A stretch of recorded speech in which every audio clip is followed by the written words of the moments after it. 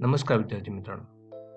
महाराष्ट्र शासनाकडून first year bachelor of engineering आणि bachelor of BTech हे जे कोर्सेस आहेत प्लस मास्टर ऑफ इंजिनिअरिंग हे जे कोर्सेस आहेत ह्या कोर्सेसची ॲडमिशन प्रोसेस म्हणजेच ऑनलाईन रजिस्ट्रेशनची प्रोसेस सुरू झालेली आहे. शासनाकडून दिनांक 1 तारखेला ऑफिशियल नोटीस म्हणजेच पत्र जाहीर करण्यात आलेलं आहे, डिक्लेअर करण्यात आलेलं आहे. त्यासाठी विद्यार्थ्यांना जे विद्यार्थी first year engineering, first year technology, त्यानंतर मास्टर ऑफ इंजिनिअरिंग ह्या प्रोसेसला, ह्या कोर्सला ॲडमिशन घ्यायचं असेल तर त्या विद्यार्थ्यांना फॉर्म भरणं गरजेचं आहे. हा 4 वर्षाचा कोर्स आहे जो बॅचलर ऑफ इंजिनिअरिंगचा आहे. पुन्हा एकदा रिपीट करतो, ही प्रोसेस बीई अँड बीटेक ह्या कोर्सेससाठी आहे. त्यासाठी विद्यार्थ्यांना ऑनलाईन फॉर्म भरणं गरजेचं असतं. या फॉर्मच्या प्रोसेसमध्ये शासनाने कोविड-19 पासून 2 मेथड्स दिलेल्या आहेत. त्यामध्ये मेथड 1 जी आहे ती आहे ई स्क्रुटिनी मेथड आणि दुसरं आहे ते फिजिकल स्क्रुटिनी मेथड. ज्या विद्यार्थ्यांना बाहेर कुठेही जायची गरज नाहीये, म्हणजेच जे विद्यार्थी स्वतःच्या गावामध्ये मोबाईलवरती जवळच्या नेट कॅफेमध्ये किंवा त्यांच्याकडे जर लॅपटॉप कॉम्प्युटर उपलब्ध असेल तर तो त्याच्या स्वतःच्या घरी बसून सुद्धा फॉर्म भरू शकतो. बरं, विद्यार्थ्याला ह्या फॅसिलिटी अवेलेबल नसतील तर तो विद्यार्थी त्याच्या जवळच्या इंजिनिअरिंग कॉलेजवरती किंवा जवळ जे फॅसिलिटेशन सेंटर सुविधा केंद्र शासनाने दिलेलं आहे अशा सुविधा केंद्रावरती जाऊन तो फॉर्म भरू शकतो. ज्या विद्यार्थ्यांनी ई स्क्रुटिनी मेथड निवडली असेल तर त्या विद्यार्थ्याला कुठेही जायची गरज नाही आहे. त्याच्या मोबाईलवरती मेसेज येणार आहे त्याचा फॉर्म कन्फर्म झालेला आहे की नाही हे सगळं त्याला त्याच्या मोबाईलवरती दिसणार आहे. हे कोणी जर ई स्क्रुटिनी मेथड सिलेक्ट केली तर.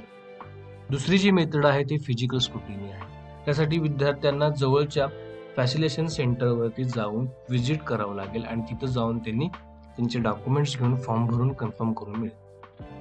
तर ह्या 2 प्रोसेस आहेत. आता त्यानंतर सगळ्यात महत्त्वाची पात्रता काय, कोण विद्यार्थी ह्या प्रोसेससाठी फॉर्म भरू शकतात किंवा असे कोणते विद्यार्थी असू शकतील. तर ज्या विद्यार्थ्यांनी 12वी ची एक्झाम देऊन जे पास झालेले आहेत त्यामध्ये विषय सब्जेक्ट खूप महत्त्वाचे आहेत. मॅथमॅटिक्स आणि फिजिक्स हे 2 विषय कंपल्सरी आहेत आणि त्यानंतर केमिस्ट्री, बायोटेक्नॉलॉजी, बायोलॉजी किंवा टेक्निकल वोकेशनल सब्जेक्ट्स और मे बी कॉम्प्युटर और इन्फॉर्मेशन टेक्नॉलॉजी, ॲग्रिकल्चर हे ऑर सब्जेक्ट्स आहेत. पण मस्ट रिक्वायरमेंट्समध्ये फिजिक्स आणि मॅथ्स हे कंपल्सरी आहेत. केमिस्ट्री, बायोलॉजी, बायोटेक्नॉलॉजी हे इतर सब्जेक्ट्स जे ऑप्शनलला चालतील. तर हे विषय जे महत्त्वाचे आहेत त्यातले कोणतेही 3 सब्जेक्ट घेऊन जो विद्यार्थी पास झाला असेल प्लस त्या विद्यार्थ्याला 45% ग्रुपचे मार्क्स पाहिजे आणि कॅटेगरीमध्ये असेल तर 40% पाहिजे. आणि सगळ्यात महत्त्वाचं काय तर त्या विद्यार्थ्यांनी एंट्रन्स एक्झाम दिलेली असावी. जर त्या विद्यार्थ्यांनी एंट्रन्स एक्झाम दिली नसेल तर तो विद्यार्थी फॉर्म भरू शकत नाही. मग त्यामध्ये नॉन झिरो स्कोर असावा. तर हे इलिजिबिलिटी क्रायटेरिया आहे, तात्पुरती माहिती आहे. आता आपण शेड्यूल बघूयात, डेट्स कधीपासून सुरू होणार आहेत आणि एक्झॅक्टली विद्यार्थ्यांना कोणती वेबसाईट आहे, त्याची फीज काय हे बघू. हा विद्यार्थ्यांनी व्हिडिओ शेवटपर्यंत बघायचा आहे आणि ह्या चॅनलला अजून सबस्क्राईब केला असेल तर सबस्क्राईब करा. तर ऑनलाईन रजिस्ट्रेशन प्रोसेससाठी तुम्हाला ही वेबसाईट लिहून घ्या कुठेतरी, www.mahacet.org.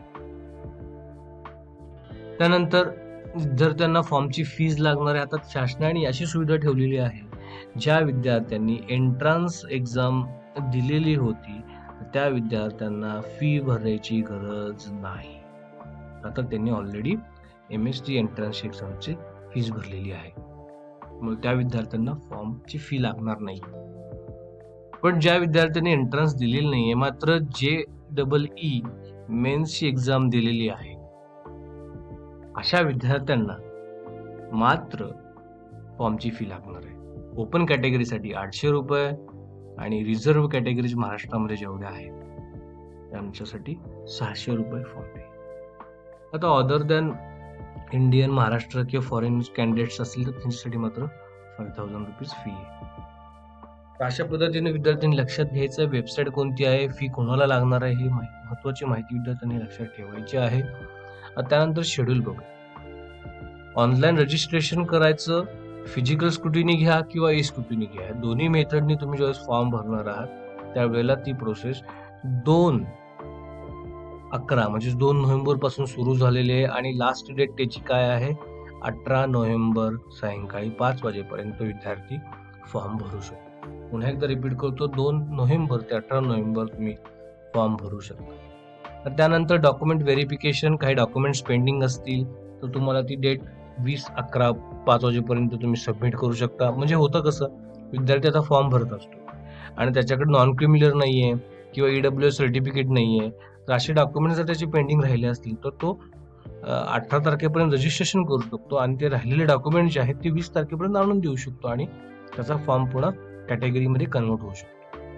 तर ह्या 2 मेथड्स आहेत, जसं की मी मगाशी सांगितलं, ई स्क्रुटिनी मेथड आणि फिजिकल स्क्रुटिनी. फिजिकल याचा अर्थ काय, विद्यार्थ्यांनी फिजिकली स्वतः जाऊन त्या कॉलेजवरती फॉर्म कन्फर्म करायचा. आणि ई स्क्रुटिनीचा अर्थ काय की विद्यार्थ्यांनी कुठे जायची गरज नाही, त्याच्या मोबाईलवरती किंवा जवळच्या नेट कॅफेत जाऊन सुद्धा तो फॉर्म भरू शकतो. ही खूप महत्वाची माहिती आहे. तर त्यानंतर विद्यार्थ्यांनी जो फॉर्म भरलेला आहे त्यामध्ये त्यांना मेरिट लिस्ट 22 तारखेला तात्पुरती लागते. त्यामध्ये विद्यार्थ्यांचा जर काही प्रॉब्लेम आला असेल, ग्रीव्हन्स पिरियड असेल, तरी विद्यार्थी 25 तारखेपर्यंत राईज करू शकतात आणि तो 25 नोव्हेंबरपर्यंत सबमिट करू शकतात. आणि फायनल मेरिट लिस्ट जी आहे दिनांक 27 नोव्हेंबरला डिस्प्ले होणार आहे. आणि त्यानंतरची पुढची प्रोसेस जी आहे ती मी पुन्हा नंतरच्या व्हिडिओमध्ये टाकतो. आता आपण बघूयात कुठली ॲक्च्युली ऑफिशियल वेबसाईट आहे आणि काय डॉक्युमेंट्स तुम्हाला फॉर्म भरताना पाहिजे. तर विद्यार्थ्यांनी मोबाईलमध्ये, लॅपटॉपमध्ये किंवा इतर कुठेही जे फॉर्म भरणार आहे त्या ठिकाणी जो ब्राउझर तुम्ही यूज करणार आहात तुमच्या मोबाईल, लॅपटॉप, कॉम्प्युटरमध्ये, तर त्यामध्ये तुम्हाला ही वेबसाईट टाकायची आहे. इथं बघतो cetcell.mahacet.org.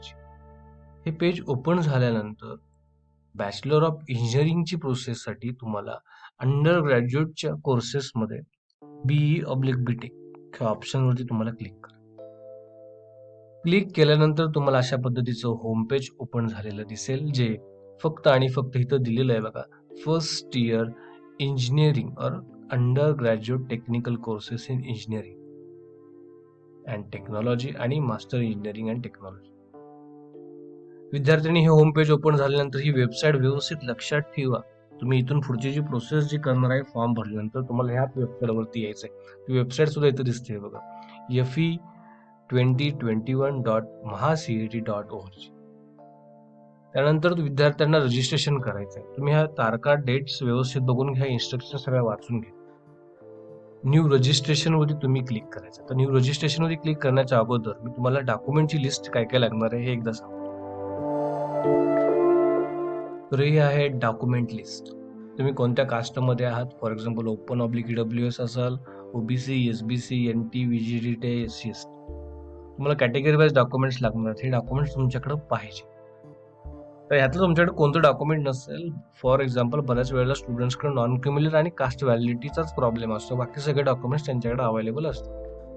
तर हे दोन्ही डॉक्युमेंट्स तुमच्याकडे नसतील तर तुम्ही तिथं नो करू शकता. पण दिनांक 25 नोव्हेंबरपर्यंत मात्र तुम्हाला कशालाही पद्धतीत, कोणत्याही कारणास्तव तुम्हाला ते सबमिटच करायचे आहे, अदरवाईज तुम्हाला कास्टचं बेनिफिट मिळणार नाही. त्यामुळे विद्यार्थ्यांनी फॉर्म भरल्यानंतर कास्ट सर्टिफिकेट आणि नॉन क्रिमिनल हे देणं खूप महत्त्वाचं आहे. डॉक्युमेंटची लिस्ट तुमच्या समोर दिसते. National domicile certificate, 10-12 marksheet, MST CETचं मार्कशीट, त्यानंतर इंजिनिअरिंगसाठी JEEचं मार्कशीट सुद्धा लागतं, तेही तुम्ही ॲड करा तुमच्याकडे पाहिजे ते. त्यानंतर डिफेन्स कोटा, जर तुम्ही डिफेन्समध्ये असाल, तुमच्या फॅमिली मेंबर्स कोणी डिफेन्समध्ये असतील, मायनॉरिटी म्हणजे अल्पसंख्याक आणि पर्सन विथ डिसेबिलिटी, ऑर्फन असतील, अनाथ असतील, त्या विद्यार्थ्यांनाही सेपरेट बेनिफिट मिळतात. त्यांच्याकडे मात्र त्याचं सर्टिफिकेट असायला पाहिजे. JEEचं मात्र सर्टिफिकेट स्कोर कार्ड तुमच्याकडे पाहिजे. ज्या विद्यार्थ्यांनी MST CET दिलेली नाही मात्र त्यांच्याकडे JEEचं स्कोर कार्ड आहे तर JEEचं स्कोर ते देऊ शकतात, ते मार्क एंटर करू शकतात.